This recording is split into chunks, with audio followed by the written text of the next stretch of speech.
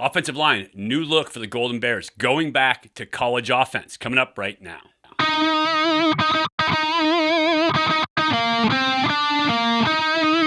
Hey everybody, welcome to Bear Insider, Ultimate Insider Podcast. I'm Mike Pawlawski, Hall of Fame quarterback for the Golden Bears and radio color analyst. Today we are talking about the offensive line for the Golden Bears, what to expect coming up. So it's offensive line part 2, because last time we talked about what the offensive line was like under Angus McClure as the offensive line coach, Billy Musgrave as the offensive coordinator.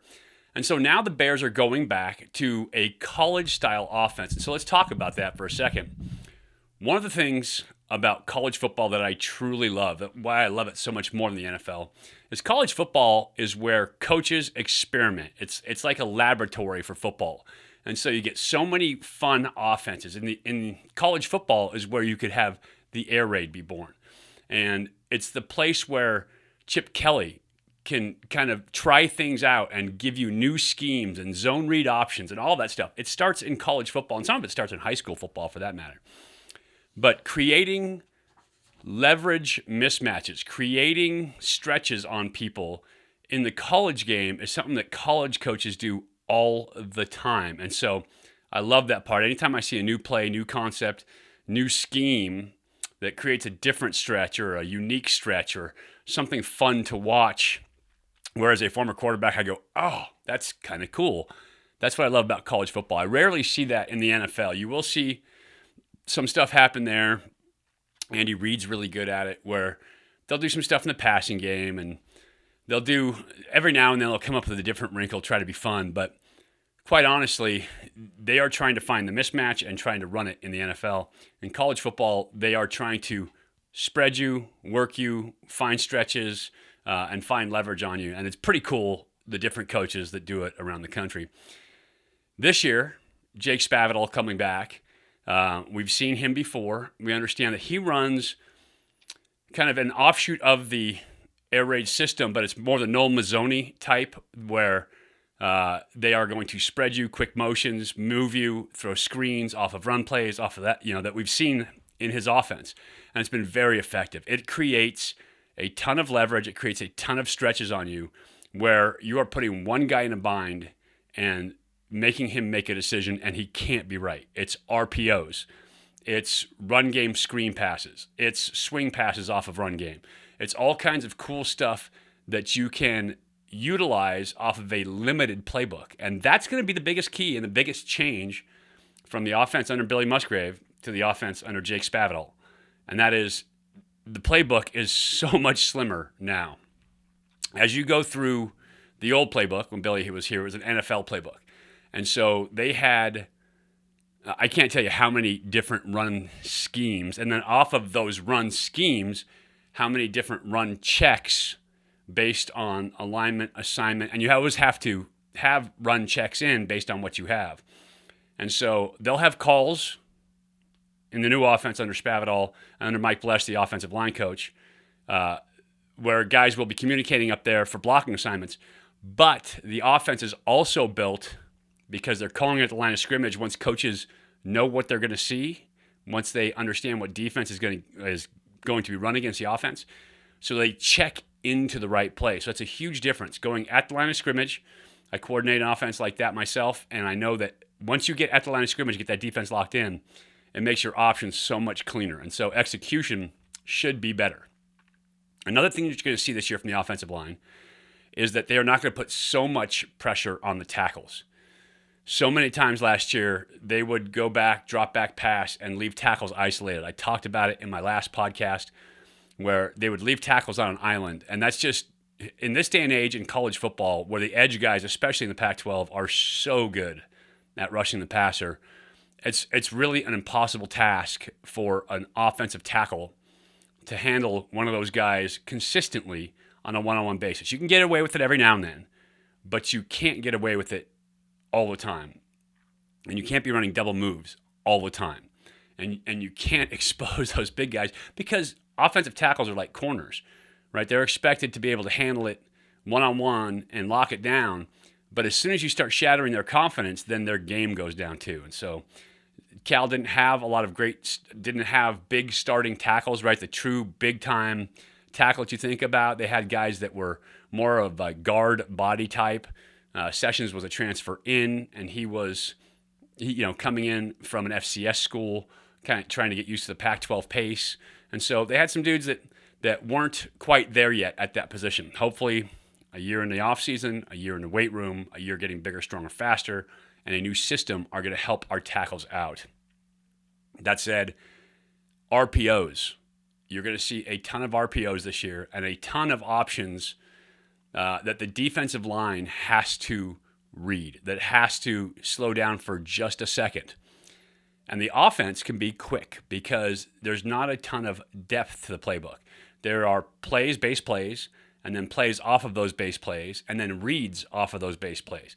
And so you may get the same look for 3 different results as a defense from the offensive side of the ball, and that's tough to play that. Again, you're trying to create the leverage, create some kind of stretch on the defense, and you only have to stretch one guy and make him be wrong no matter what he does. So we're going to take a look at a couple of different plays. Just one thing, as we talk about Mike Bloesch and his resume, he coached offensive line all the way through his career, except for 2022, where he coached quarterbacks. He was an offensive coordinator and quarterbacks. And so being a coordinator is a huge deal for an offensive line coach to be able to understand the offense in full, passes downfield, the whole 9 yards.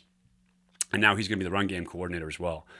But then I can't wait to ask him about coaching quarterbacks and how he liked it. I, as a quarterback playing professionally for 11 years, had a couple of guys who didn't play the position coaching me, and it was always fun trying to get communication right at first. And so interested in hearing about his experience as a quarterback coach as well. Former guard from the University of Houston, and has had some really good offenses, some really good performers. And his offensive line looks really, really fast. They get off the ball. I think the best way that I could put it, they're physical. They get off the ball. They're decisive. And so they're quick to it. A huge piece of that is because of the limited depth of the playbook. And I'm not saying they don't have enough to call to get them in the right position. Mike Leach in the air raid had about 35 plays that they'd go into a game. That's enough. That's plenty. And so I think this system is going to be similar, and that they're going to have 6 or 8 runs going into a game based on what they're seeing, maybe less than that if they like a couple matchups. You're going to see the classic kind of empty set counter GT, and we'll talk about that. I'll show you on film. GT means guard and tackle both pull. You're going to see a true counter look from them as well, or I should say the new counter look, the way they run it now, where guard and H or Y, tight end type, the wing back type, are pulling to lead as well. And so you're going to see that out of them. You'll see a little bit of power, I think, just from watching film. I can't tell you exactly what they're going to install, but from watching film, you're going to see some power. So gap scheme runs. I love gap scheme runs because it makes your team physical. You're not waiting and reading, stepping, and seeing who's there. You got dudes who are clearing a gap and moving people off the ball, working to the second level. And I think that gives you a mentality and a toughness to your team. So I love gap scheme runs. I especially like them out of spread sets. So it's going to be, I think that's going to be good for this offensive line. I think the RPO game is going to help the tackles in a big way. The stretch game, where it's not just RPOs, it's screens, it's swings, it's all those things, bubbles off of run action as well. So it's going to slow that defensive line down a little bit, but it's going to help out the quarterback. Going to have a new running style quarterback who's also going to be part of this stretch. And you're going to have a new scheme. It's going to be fun to watch. Let's hit the film. I've talked enough, and I'll show you what I'm talking about. So here we go. This is just going to be a standard counter. And I love the misdirection they use. Usually if you're going to run counter, you're going to have an H-back or a tight end type, this guy, down close to the box. In this case, they use him in motion and bring him across. And so what you're going to see is the defense has to react to that. As he comes across in motion, they're going to shift and bump down. So you're going to move backwards, and you're going to get some leverage because both these guys have now moved down and got bad angles on the play. And so run it back just a second here. Good. So now you're going to see counter. And we talked about it. Standard counter, the way that teams are running it nowadays, you're going to see a down block. These guys are going to work him, and this is the gap they're trying to clear. They're going to blow him out of the hole and work to the backside. Okay? Center is going to down block or back block to the nose guard who's on his right shoulder. The guard is going to pull, and we'll talk about his job in a second. Backside tackle is going to take man over and keep him out of the play. So now this guard, as he pulls, he's going to read that defensive end. If a defensive end gets up the field, he would kick him. So he would clear that out, and then the tight end or the H-back who's in motion here is going to come and read that guard's block. If the guard kicks, the tight end would lead, or the H-back. If the guard logs or loops and locks down the end guy, in this case that's what he does because this end squeezes, then the H is going to come and wrap and take the next thing. In this case, UTEP is running on defense what you call a gap exchange. So the defensive end is working down to the next gap. He's going to surf this or squeeze it. And so as this guard comes around, he comes around and logs it. But watch how physical he is. He is just about to come off the rails with his pad level because he's being so physical, and he delivers a blow and turns this defensive end's shoulders, which is really nice. Then this H-back or tight end, when he comes around, he kicks this backer who's in that gap exchange and creates a nice seam for the running back to clear through. So this is well executed. It's executed fast. And this is one of the signatures as I looked at film of Mike Bloesch's offensive lines of how they played. Boom, guard hits, tight end kicks, running back gets a seam. And it's really nice. We'll watch it one more time from the sideline here, and then I'll show you the end zone view, which is always cleaner. If you're looking at offensive line, the pit cam is where you want to watch. So from the beginning, H-back motion, everybody bumps. As they bump, offensive line gets leverage, good snap time. Guard gets leverage low, turns shoulders. H kicks, back leads up through. Great play. That is demoralizing for a defense when you can gash them on a gap run scheme like that. Now let's watch from the end zone here. We'll get to the point where we already got in motion. So you're going to see motion. Everybody bumps. As everybody's bumping, everybody's still moving this way. They snap it. So I like the snap. Down block here. Double team here. Working back to backside backer. So let's do this without all this extra pink here.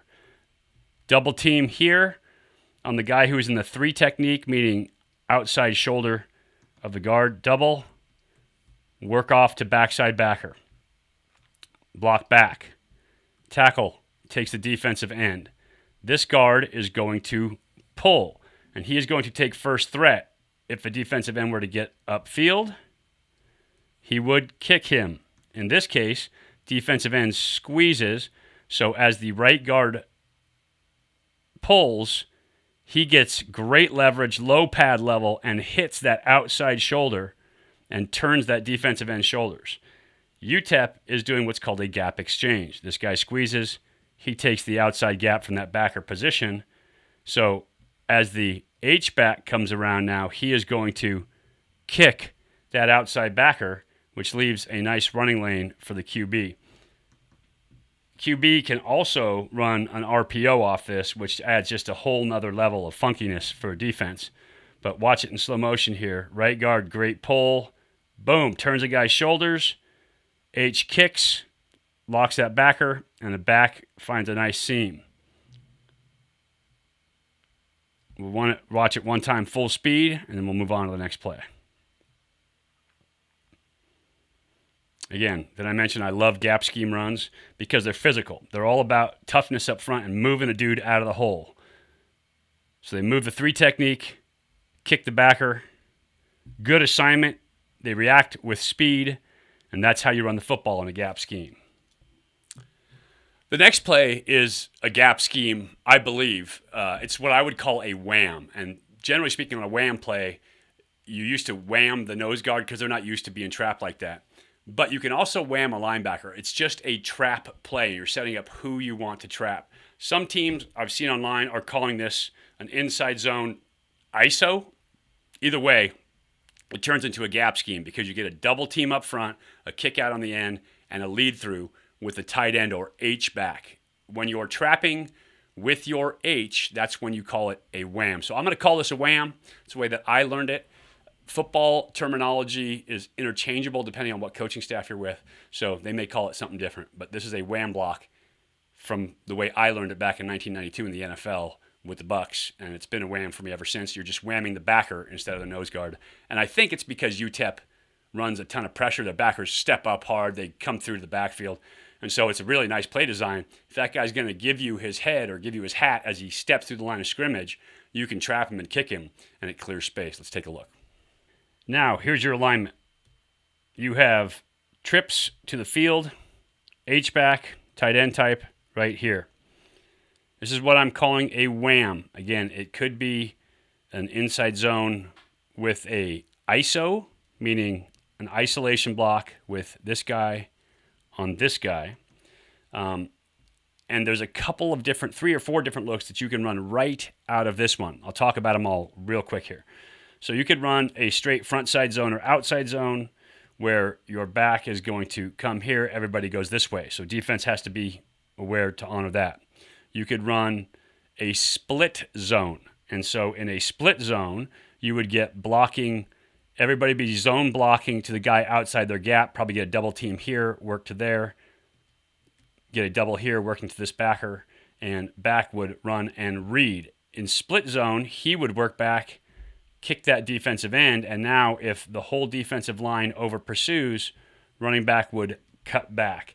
And so it's a nice answer if teams are over pursuing, getting more hats on your inside zone. So it's a split zone. You could also run that same split zone look where everybody is blocking that front side look, tight end coming back, but then tight end spills and releases. Quarterback gives the fake, reads that defensive end as the option, so that makes this an RPO. If this guy squeezes, quarterback can keep.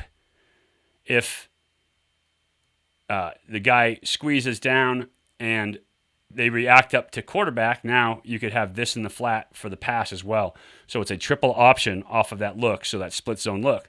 In this case, even cooler, another option, and I like it because it's a wham, again, physical. It's a gap scheme run to me. So backside A here, or strong side A actually, because trips would give you strength to the field.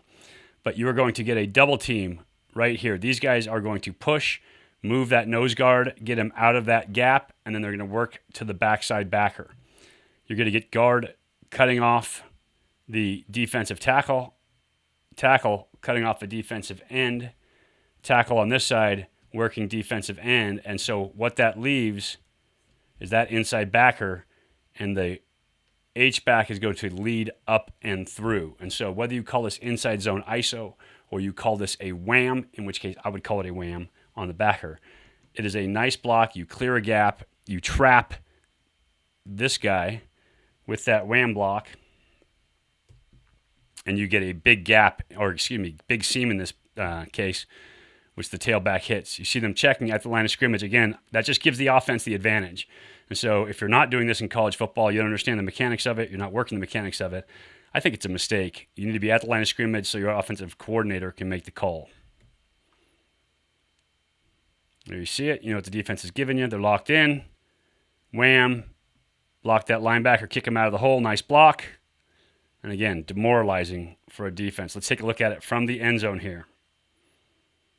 Boom. You've got it set. The coordinator sees it. You make the check because you got the alignment you want.